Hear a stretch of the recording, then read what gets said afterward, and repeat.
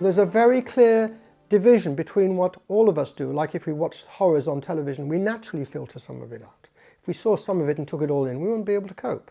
To the point where it begins to be something that we're cut off from for survival, but one that becomes more entrenched. And if I start with an example that's not about children, though most of dissociation, when it's extreme, and I'll talk about that in a minute, is about things that go wrong in children, in childhood. You also get situations in adulthood where the extremes of a situation create a dissociation. One of those are the people who came out of the concentration camps after the war. Those that survived better, actually, were those that for years cut off their memory of the horrors and powerlessness that they found themselves in when they were in concentration camp. They either cut off because actually the brain cut off, like a psychological equivalent of a physical coma. It just cuts off, which is a way of recovering because it's too extreme. Or they chose not to remember. But very often there's a combination of both. And so for years, often people talked about carrying on their job from day to day, but not having any sense of themselves being alive. And then years later, having what was called a nervous breakdown. And then all hell let loose because all the memories started coming back. Now, even though that's problematic, that's the beginning of the brain being ready to start processing some of the memories that were not possible to process. Those that kept, in contrast, those that came out of the concentration camps and had nightmares and daymares and kept remembering and suffering, the prognosis was not good because there was no protection from that overwhelming invasion of memory.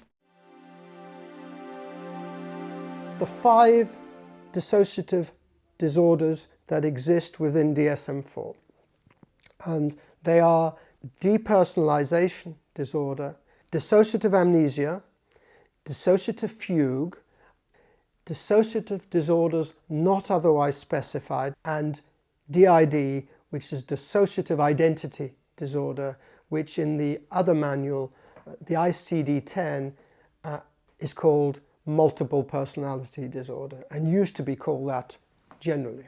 We have normal everyday dissociation, which is off at a far left if you're looking at the spectrum ahead. But when you come to the dissociative disorders, if you move along the spectrum from that kind of everyday experience, you then have disorder called depersonalization disorder.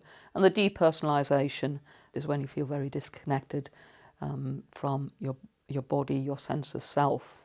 And if I can just give an example of that from my own experience, is for many years I had a sensation, an experience of this arm, my right arm. I could look at the shoulder and I could see that that arm was connected to that shoulder, and my brain would tell me, ergo, that arm is mine. But simultaneous to that, knowing that that arm was mine, I would simultaneously have the sensation that I did not have control of that arm, that it belonged to somebody else, that that arm was not mine. It was doing its own thing. And that is a depersonalization. If you think of its roots in trauma history, I eventually got into touch during my therapy that I have had, that experience for me was connected to a traumatic experience. Dissociative amnesia could be when someone actually can't remember who they are. It would seem like overnight, and there's no organic reason for that. Now, dissociative fugue needs 3 criteria. It virtually only happens with adults if it's just dissociative fugue. All of these happen also with DID. All those, dissociative fugue, dissociative amnesia, all the other dissociative disorders will always be present in DID, but as a standalone are rare. Dissociative fugue happens occasionally. It has 3 components to it. One is the person finds themselves driving away from where they normally live, find themselves somewhere where they have no idea how they got there, they have no memory of driving, and they don't know at that point what's been going on while they've been away. They have a loss, and they can often lose who they are and don't know who they are for anything from a month, or anything from a few hours rather, to a year.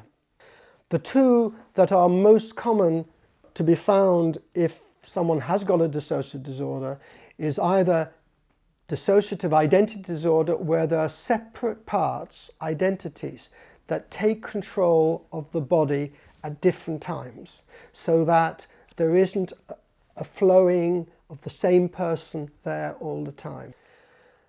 DDNOS is where it's not as distinct as that, where someone can feel they lose time, where someone can feel that they are not in control of all their emotions and what's happening, but it's not as distinct as that. So it really tries to encompass virtually the same thing, but not in a way that can be demonstrated to be distinct. And there's a very clear scoring system to differentiate between the two. There are three phases of dissociation. Firstly, there's dissociation as a normal human survival defence mechanism to survive severe trauma.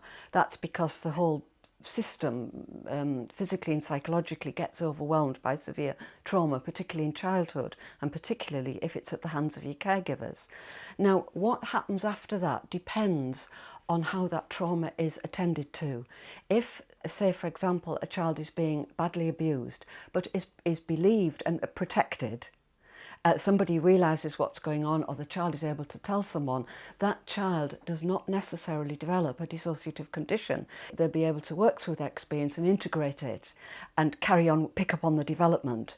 Where the child is silenced, or nobody realises what's happening to them, or they feel, or they're too afraid to tell anyone, then that's when the experience starts to become disconnected for the sake of the child's survival from other parts of their experience, and that's where a dissociative condition can start to develop. Where somebody ends up on the spectrum will vary. Some people will only perhaps dissociate in certain situations, or they will have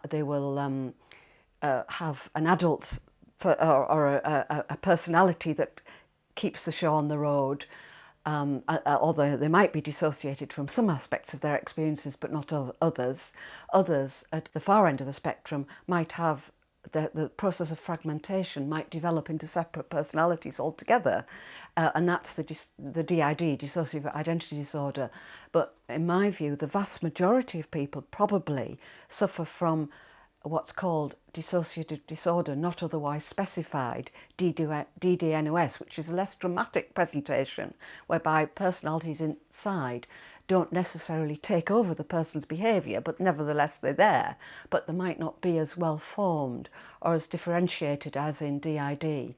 And I think the whole field is now looking at the fact that people with DDNOS have been ignored and neglected, really, in favour of the more dramatic presentations, and we really need to give them more attention.